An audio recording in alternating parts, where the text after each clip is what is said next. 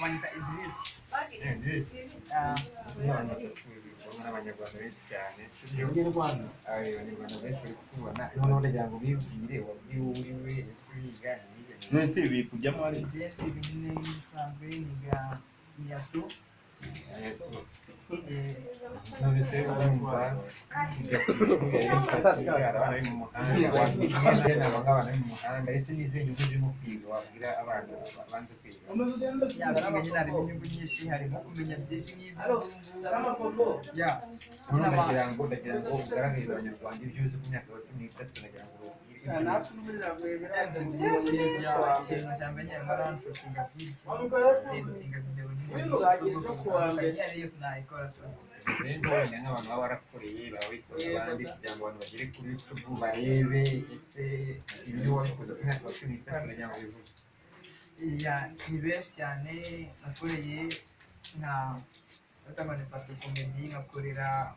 gusohoka nyine TV urumva barira benshi nyine benshi cyane ari naho natibuka nagiye nkorera n'ibyo petese ko cyo ndagira ngo abandi hari abana baba wigisha inyishuka TV ibyo biteza abana bafite impano imbere abana batoya ngiye abana bafite mu mahanga basaba ababyeyi ese we niba yibanga wakoresheje kugira ngo wizwe n'ababyeyi utunga ntabanga nabyo abigwa icya mbere no kubaha buri ntabwo byashoboka uzasuzugura umuntu mukabana yewe ugiye ukunda nawe uri umunyamakuru ukagira cyangwa se ariko yewe umusanga hano mu rugo aha ni mu rugo cyangwa ni ahantu aha ahantu nyine ndi gusa nuko itembera bisanzwe mu rugo ni yewe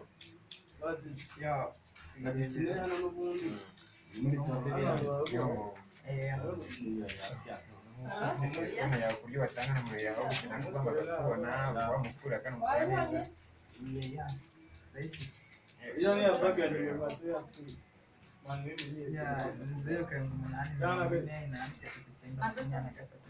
rimwe bakubona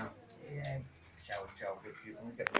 utari twagusura nyine bashaka n'abandi bana ugiye dutera uzi ko agiye gukina